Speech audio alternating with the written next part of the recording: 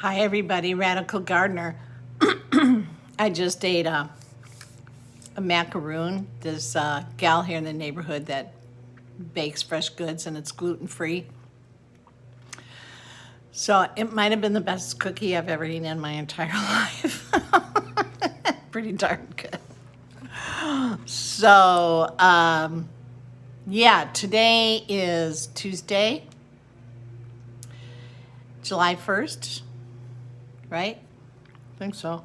I don't know. Sorry, that left some. Here, let me take a drink of something. Okay. There we go. Funny, too, because what I want to talk about. So I don't want to say the same thing everybody else is saying when it comes to wearing masks. I know that right out of the gate, I knew I wasn't going to do it. To me, it was like wearing a burqa. And I didn't even know if they worked or didn't work. Now we know that they don't work. And the fact that people wear them, even though they don't work, even though there's nothing but proof that they don't work, they're being mandated to wear them, even though they don't work. Even though you'll show them all the data that they don't work, they just keep wearing them. And, you know, I think we've talked about it a little bit, and there's been other YouTube channels that have talked about it. But there's something in people, there's something for certain people that wearing that mask appeals to them. It could be that they really don't want any attention, don't want anybody to really focus on them in any way. You know, they like to stay in the background, so that may be, you know, a factor.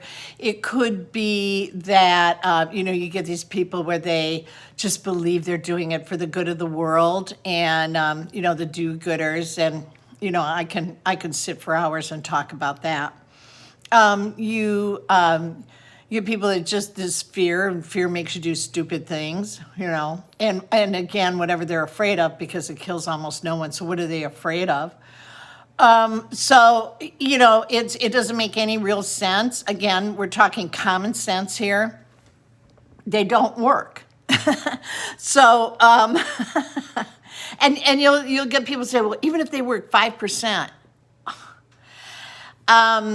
So, you know, you're giving up a lot of freedom and your rights for 5% of what you think is making something safe. So, but I want to come at it from the point of view as a vocal coach. And one of the things that I focus on, and actually it's kind of my thing, is core voice connection. And I've done workshops on it. Connecting someone to their true core voice is a very powerful, very meaningful, and I think a necessary piece in spiritual and physical development.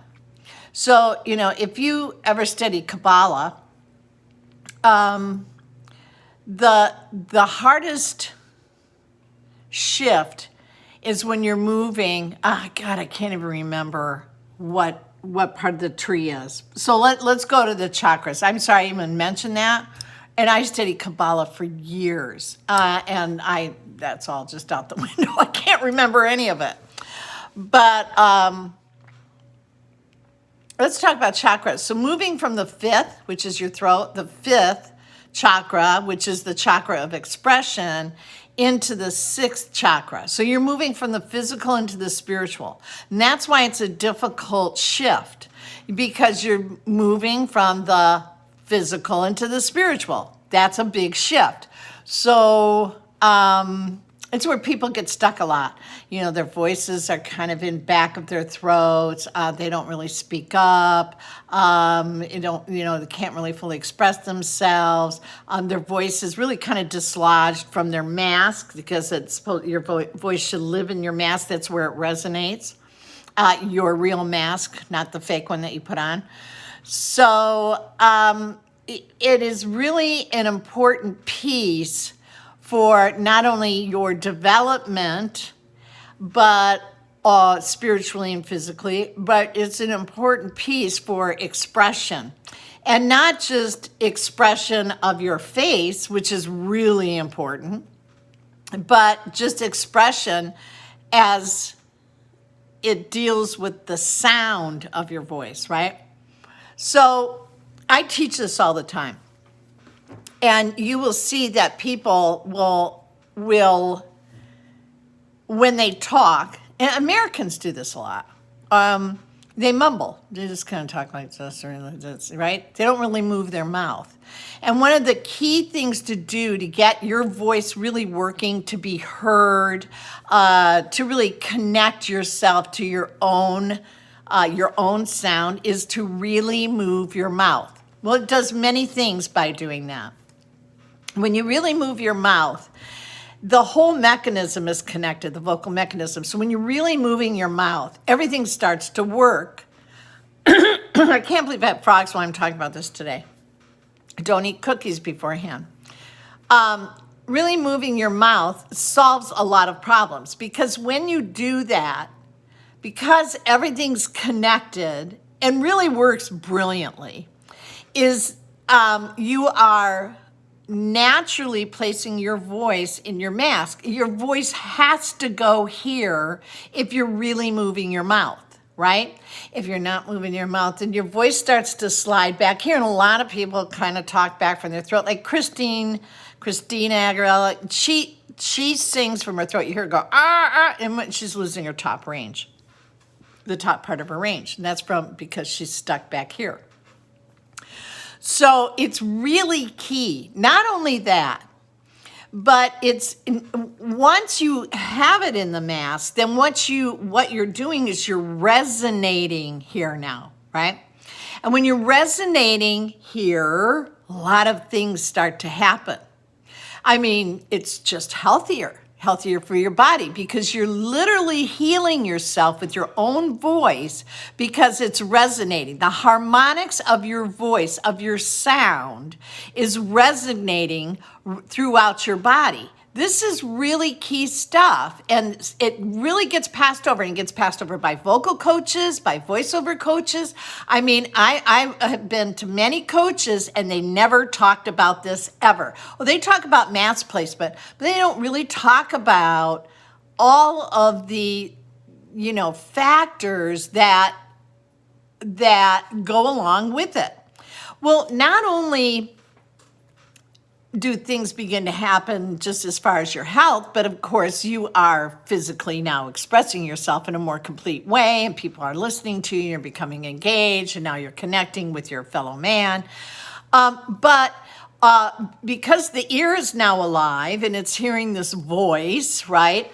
That's a really good thing, but so is the recipient, the listener, is also benefiting from it, because their ear is picking up the resonance, right?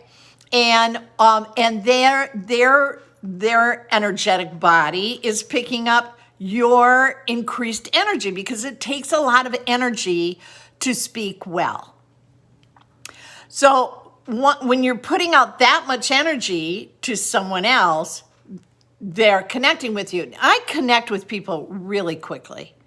And I am sure it's because of my voice. I am really engaged when I'm speaking. I'm there. I'm really present, right? And it's voice related. I mean, that's where it starts, Well, it seems like that's where it starts. Maybe it just starts, that's who I am and how I was made. I don't know.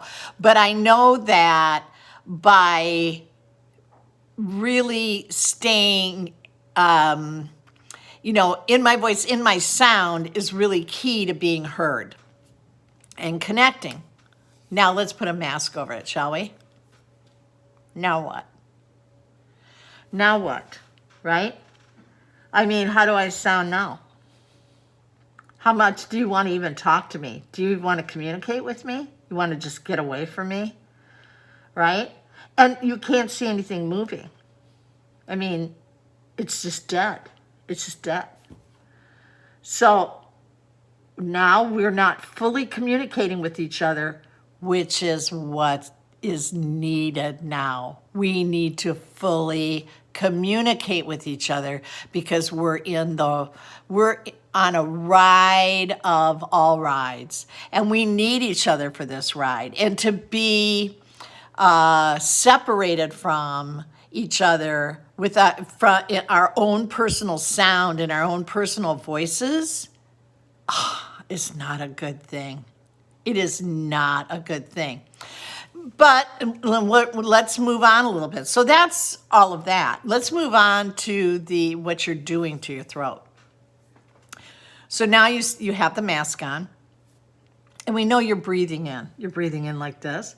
So now you're breathing in hot air. Now we all know, we've all seen the same videos, bacteria and everything. But what's not being talked about is now what you're doing is you're dragging hot air over your vocal folds, and you're dehydrating them.